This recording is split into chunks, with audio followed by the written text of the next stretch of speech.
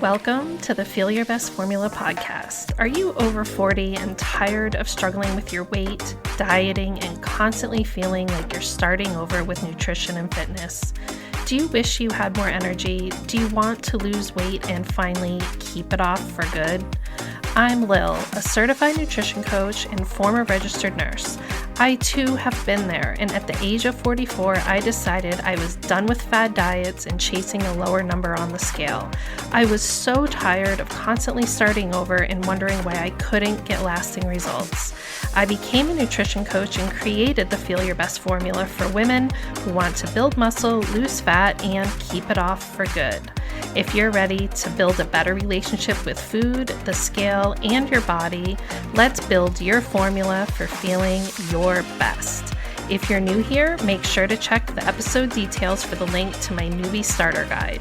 You'll receive an email straight to your inbox with everything you need to start building your Feel Your Best formula. I'm so glad you're here. Now let's dive into today's episode.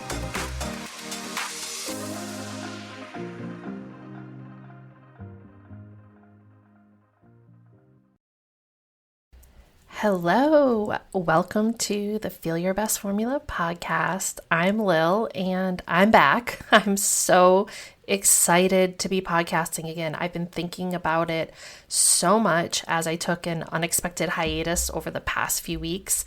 And this happened just for a few different reasons. Number one, I'm working on a really big project, and it's something I'm really excited to announce today, because if you're curious about my method in building your own Feel Your Best formula, I'm going to be launching the Lose Weight for Good workshop very, very soon.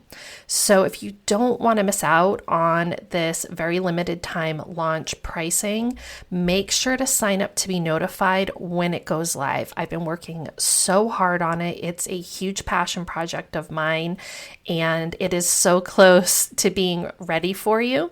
This is a self-paced workshop where I'm going to walk you through how to finally lose the weight for good. I've streamlined everything for you. You can easily put together your own customized plan. That's what you're going to do during the workshop. And then you can start taking action right away and finally take the weight off for good, which is what we all want, right? And there's no commitment right now, but if you want to make sure that you're notified when it is launched and it's ready for you to look at and get all the details, then just go right to the episode details right now and opt into my Lose Weight for Good email list. And all that's going to do is let me know that you're interested, and you will get an email in your inbox when I launch. I don't have an official date because things, this is life. It's the reason I've been on hiatus, but I'm aiming to get it finished next week, and then it will be ready for launch soon thereafter. You should see the link to sign up for that right at the top of the show details. Okay, the second thing that got in the way of my podcasting is I caught this nasty head cold. I think it's been over 2 weeks ago now. And honestly, I've still had this cough that's driving me a little crazy. Hopefully I don't have to edit out a coughing fit here. I feel fine. I've been back to working out, doing, all my activities of regular life, but this silly cough has just been hanging on. So I decided to just say, whatever, I'm just going to get on here. I'm going to record a podcast for you guys, and it may not be perfect. I might still sound a little off to you, but I've just been dying to cover the topic that we're talking about today and just reconnect with you. So what are we talking about today that I'm so excited about? Well, today we're going to talk about the huge, massive, epic fail of the so-called diet and wellness industry. And this is the lie that in order to build healthy habits and get healthy, that you need to do these overly complicated, difficult things. And I feel like this problem is so prevalent right now because if you go on social media and see all these programs being marketed to you, all these challenges, all these so-called protocols that people are trying to sell you, it literally gives me a headache to even think of the stress and anxiety that these plans instill in people. And most of all, they don't work. They don't really help you build healthy habits. All you're doing is putting money in the pocket of scammers for the most part. I could not possibly cover every single thing out there that falls into this category. So I just narrowed it down to the 7 that easily came to my mind. These are things that I have struggled with myself, that I have realized are just not true and moved away from. And then also some that I just see being very heavily marketed. And when I see them, I just roll my eyes and I think, oh my goodness, I hate to think of the people that are wasting their money on this. And in general, it isn't necessarily even about a specific program, but having an understanding of the types of red flags that might pop up when you're considering purchasing a program. So don't buy into the false hype and promises that these scams try to sell you. And hopefully after today's episode, you're going to feel a little bit more empowered when it comes to making these types of decisions. I know you've heard about this one, because 75 Hard is everywhere. It's all everyone has been talking about for months. But honestly, when I first heard about it, my first red flag was the use of the word hard in the title, because I was kind of going through a hard time myself. And I was thinking, you know what? Life is hard enough. Do we really need to make our wellness habits hard too? I have never done the program myself, obviously, but I kind of have a basic understanding that in order to complete the challenge, you have to do 75 days in a row, never missing a day, where you do 2 workouts per day. The rule is that at least one of these has to be outdoors, and then you have to follow a diet plan to a T with no cheat days. And I also don't think you're allowed to have alcohol, which is actually a good thing. And the big thing is that you have to do it every day in a row. And if you miss a day, then you have to start all over again to try and attempt your 75 days. And wow. Now, while I do agree for sure that a lot of what this challenge is trying to get you to do is actually like really great. Working out, moving your body, cutting out alcohol, getting outside, eating healthier foods. But what I despise is the extremeness of it. Are there people who can pull this off, who can do 75 days in a row? Absolutely. And I'm sure there's people that have been successful at following it 100% for 75 days and have lost a ton of weight, because let's face it, that's what they're trying to sell you on, is weight loss here with this, right? And the only reason most people would even attempt something so difficult that's probably going to really, make them do this over maybe other things, ways that they could be spending their time, is with the promise of weight loss. But overall, I don't think the average person should be diving into an extreme challenge like this. I really hate the whole having to start over if you miss just one day of being perfect, because perfectionism is just so detrimental to the reality of life. And I hate it so much. So do we need to do hard things in life? Absolutely. Sometimes we can choose to do hard things, and that's a good thing. To get uncomfortable, to make a commitment to yourself to do something that feels really difficult. And life also creates really hard things for us, things that we don't choose. So we have to overcome those. And deciding what type of hard thing we're going to do, I don't think it should be an arbitrary challenge that someone just kind of made up. And it doesn't have to be so extreme. Because if you're looking to start building sustainable habits, Like, this is not it. Anything with an end date is a huge red flag. Doing something for 21 days or 2 weeks or 90 days, signing up for something for just 12 weeks, that's a huge red flag. The goal here should be to figure out what works for you when it comes to healthy habits, make it as easy as possible, as easy as brushing your teeth. And if you're trying to follow a plan like this, you're not focusing on what matters in the long term. Checking boxes that you don't need to be checked off isn't going to do you any favors. And while I do agree with the general idea behind it, like I said, so much, like getting outside is so good for you. But this idea that you need to do this every day or you've failed, it really does not sit right with me. And while I think you could certainly find inspiration from this type of challenge and take ideas from it to incorporate into your Feel Your Best formula, I don't think it's something that is going to work for the vast majority of us who are taking care of kids, working at a job, trying to have a healthy relationship with other people, trying to work on our own health and wellness and do it in a balanced way. Okay, so number 2. We're moving on. This is a big one for me, and I hate it so much because I'm a woman, and there's a whole group of so-called wellness experts out there telling us women that we should be planning our workouts around our menstrual cycles. Like, what? This is so ridiculous.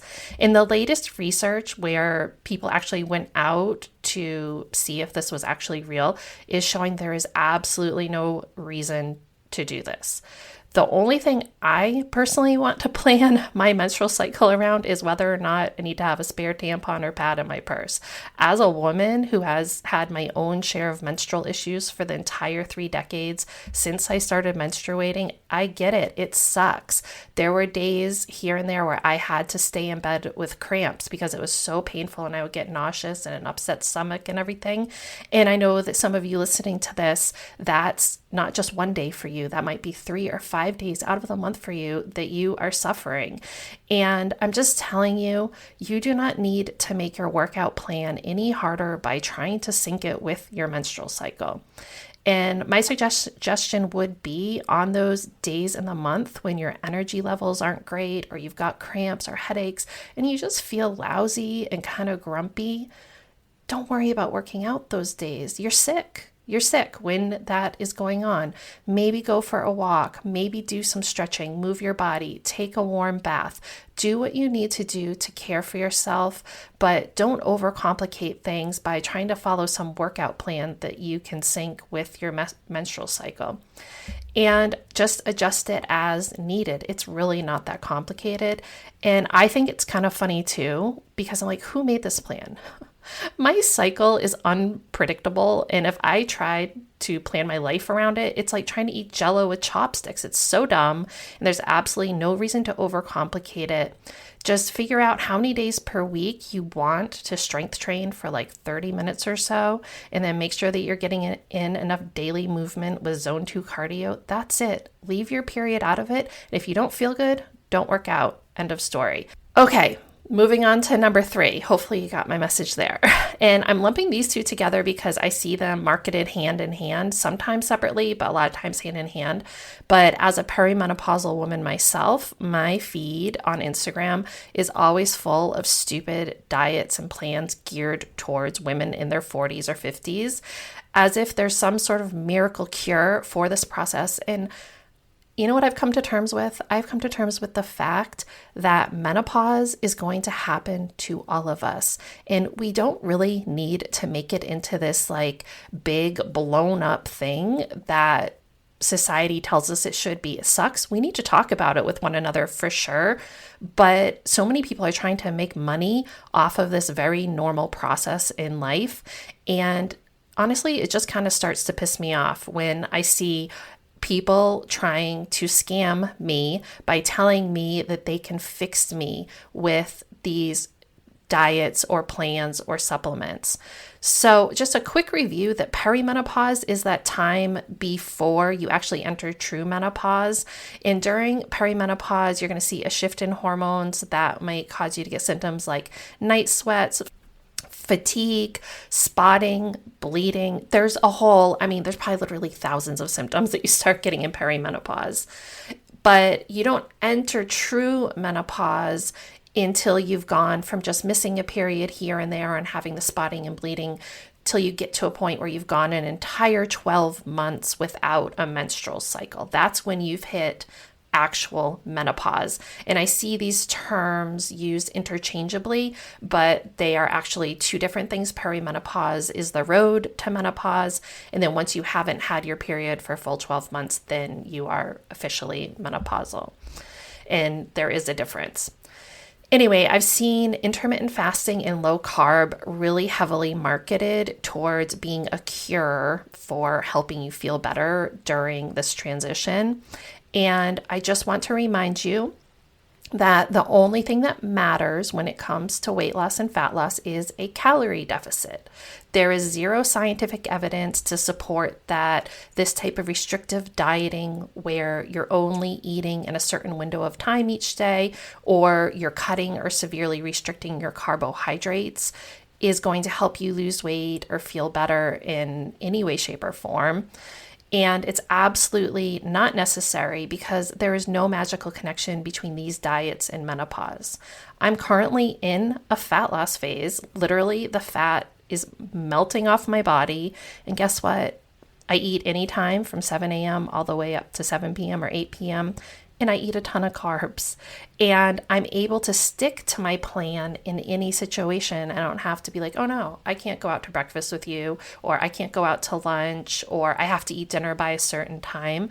My plan is flexible, and that's what makes it so easy to stick to, so that I can adhere to this calorie deficit that I'm in right now. And I'm not going to be in my calorie deficit for a very long time. The weight is melting off because it's easy to stick to, which means it's going to last a very short amount of time.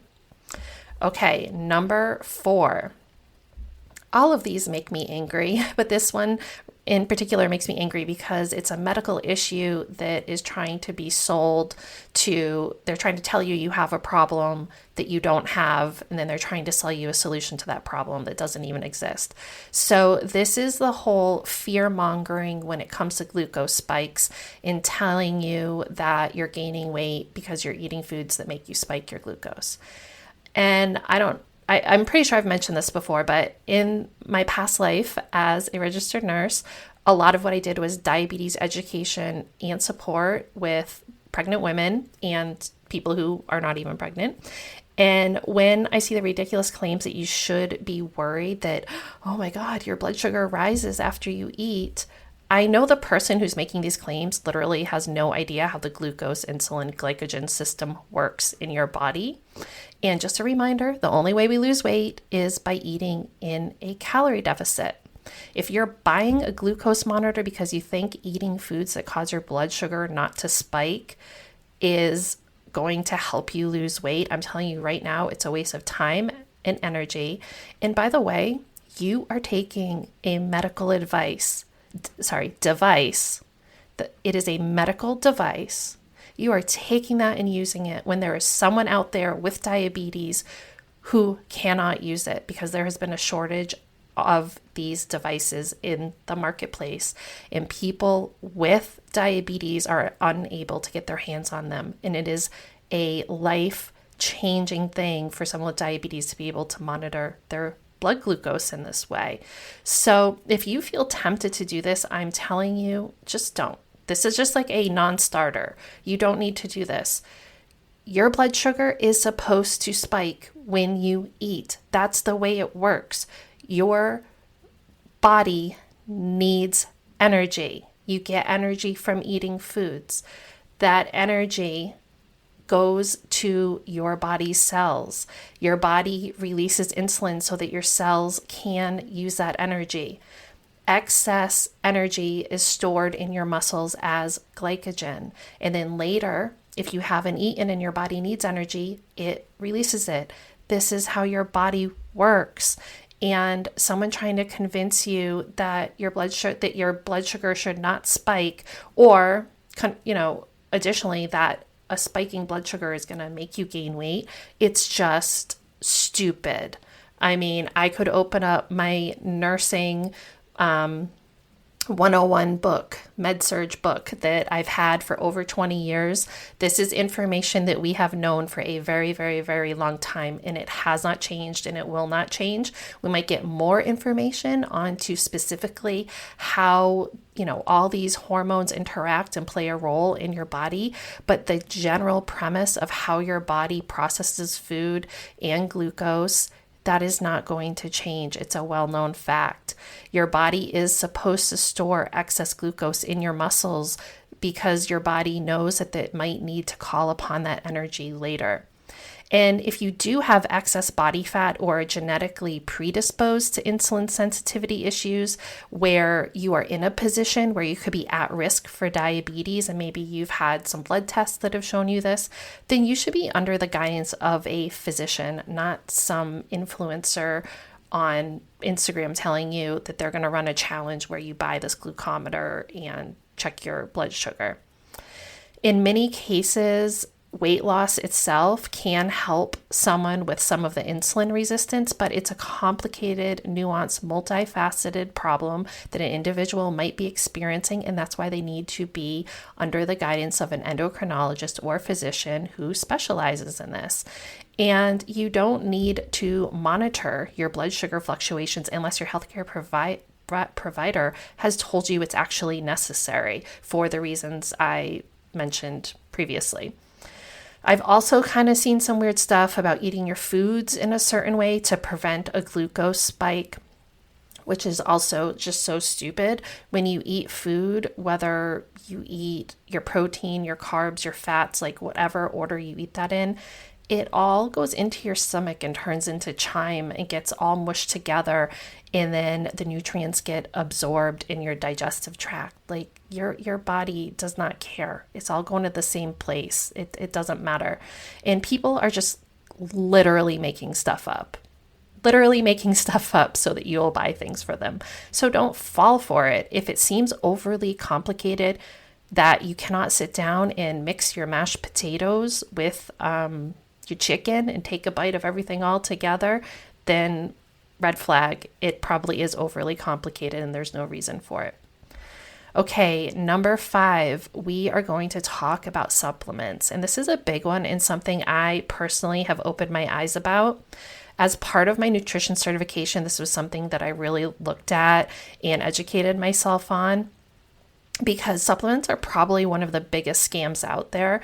In reality, the only supplements that an individual needs are in the case of a proven deficiency, where possibly you might need a general multivitamin if you're someone that doesn't eat a very balanced diet. You might need some vitamin D. That's a popular one that a lot of people are deficient in. But that again would be getting a blood test done and then getting a supplement suggested to you by your healthcare provider. Or people might have a medical condition like anemia where they need to add an iron supplement into their diet. Or if you're vegan, your diet could have some gaps. It most likely has some gaps that you need to intentionally fill with some B vitamins and things like that. Again, this is something that your doctor would guide you on specifically, or a registered dietitian, for where those gaps in your diet exist and where you're at risk for a deficiency, or if you're already experiencing a deficiency.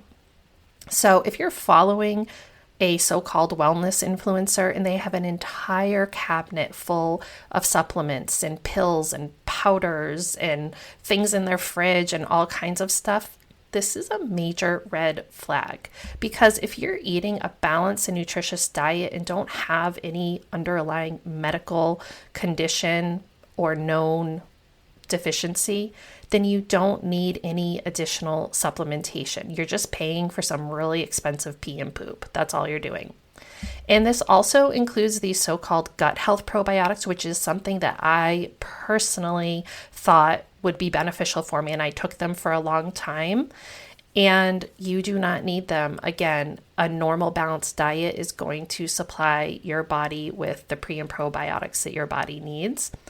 And Out of all the supplements out there, there's only two that I would say the general population may find beneficial. And one is creatine, which has been it's the most studied supplement. It's been deemed safe and has many beneficial effects. They're even questioning if there's positive effects on long-term cognitive decline and helping to prevent dementia and things like that. I don't think there's anything solid yet, but creatine is what you take that helps your muscles absorb water better. That's generally why people take it, to build muscle and increase workout performance. And it's something that I do take occasionally. I'm thinking after my calorie deficit, I might start taking it again. Certain members of my family take it every day and they love the effects that it has. The other supplement that a lot of people can use that's perfectly safe, and I don't even really consider it a supplement, but is protein powder, which to me, it's actually just a processed food that makes hitting my protein goal easier. And I consume a minimum of one protein shake per day.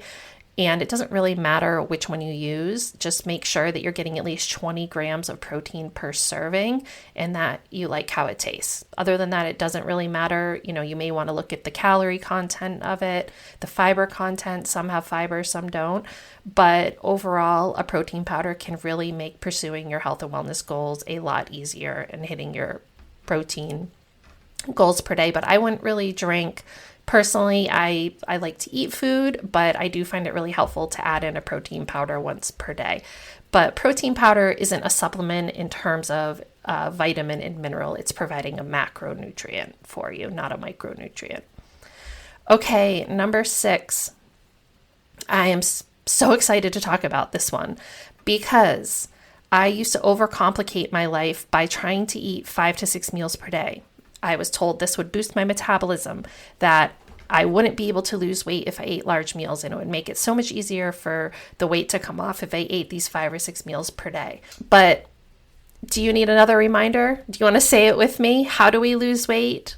A calorie deficit. The timing of your meals has absolutely no bearing on your ability to lose weight. And often when you're on a low calorie diet, a tactic that diet plan is using to help you think you're not as hungry as you are is to give you a little something to eat every 2 to 3 hours, which can take the edge off, but you're never really full and satisfied.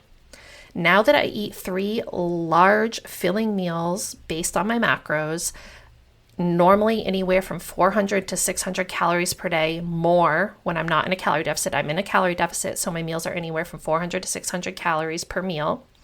Did I say per day? 400 to 600 calories per meal. Let me make that very clear.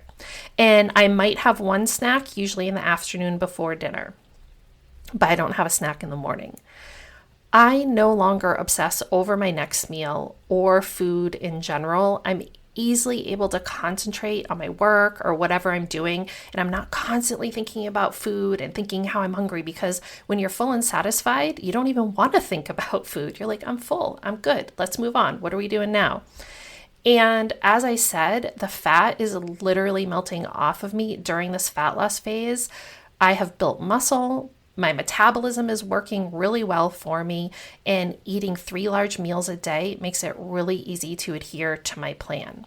It can be really overly complicated eating a whole bunch of small meals throughout the day. First, you got to figure out what you're eating, what food combinations, and the portions have to be small, versus if you only have to choose what you're eating for breakfast, lunch, and dinner, and you just adjust your portion size to match your macro and calorie needs, then it's just so much less cooking and preparing and thinking and portioning out. It's just so much easier. I cannot stress to you how much easier I find it to prepare and decide what I'm going to eat, since I only eat 3 meals per day. And normally that extra snack for me is just a protein shake and fruit. I'm not a big snacker. Now, conversely, my husband does like snacks. So I'm going to tell you the difference in how I pack his lunch. So when we used to do the portion fix diet, which encourages you to eat 5 to 6 times a day, I would pack his lunchbox. It would be full of all these like little meals and containers and snacks. And there was like all this stuff in his lunchbox. Now, he follows macros. Obviously, I am his personal nutrition coach, and I pack him this large lunch. So just today's example, literally, last night I packed him pasta. It was ravioli, sausage, and asparagus with sauce. And it was a lunch, a full big lunch, okay? It was like 600 calories. And then he has the same exact snacks every single day. He loves these snacks. He enjoys them. And he is someone that prefers to snack a little bit more. But still, all it is a cheese stick, an apple, a protein yogurt, and maybe a snack bar, just depending on what his total day looks like as far as dinner and lunch.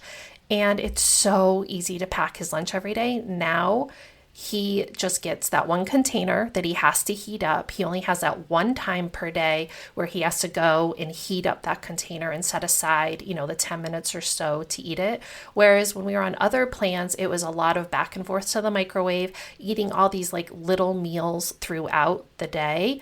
And his lunch is typically anywhere from 500 to 700 calories more.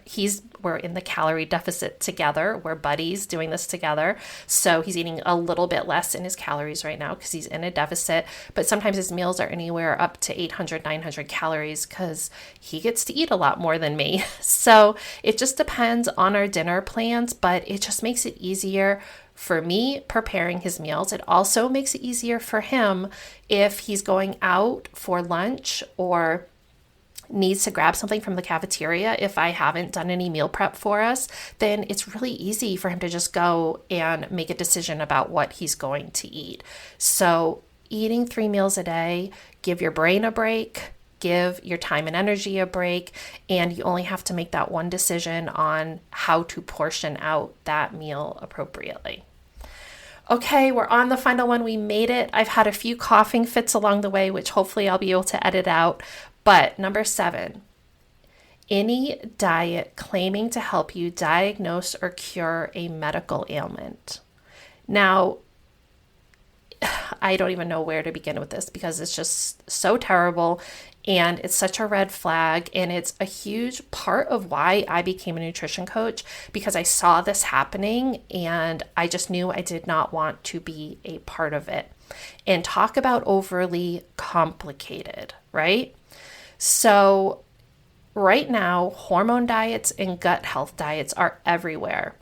And I'm just going to say that any diet intended to diagnose or treat a medical condition should be done under the advice and guidance of a licensed medical provider. This could be a physician working with a registered dietitian or a physician who is specially trained.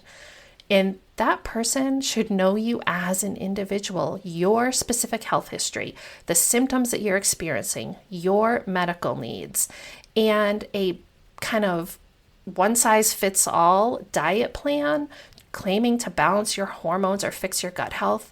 It's a scam. How about you just learn how to actually nourish your body, eat a balanced diet, build a healthy body composition? If you just did that, you'd probably feel a lot better overall. And all those symptoms, gas, bloating, lack of energy, mood swings, if you just focused on the things that actually matter, a lot of that would probably go away. And if it doesn't, then again, you need to reach out to a real healthcare provider, not just buy some cookie cutter diet off of someone, online. And the other thing is, if a diet is supposedly claiming to help you with a medical condition, but they're trying to sell it to you with before and after photos, what? Are they trying to sell you a weight loss plan, or are they trying to help you with a medical condition? Guess what the answer to that is? They're trying to sell you a weight loss plan. They know you're going to see that weight loss. You're going to be like, well, I want that. I don't care what the medical condition is. Yeah, I got that medical condition. I want the weight loss. And they're just tapping into the latest fad to try and sell you a weight loss plan.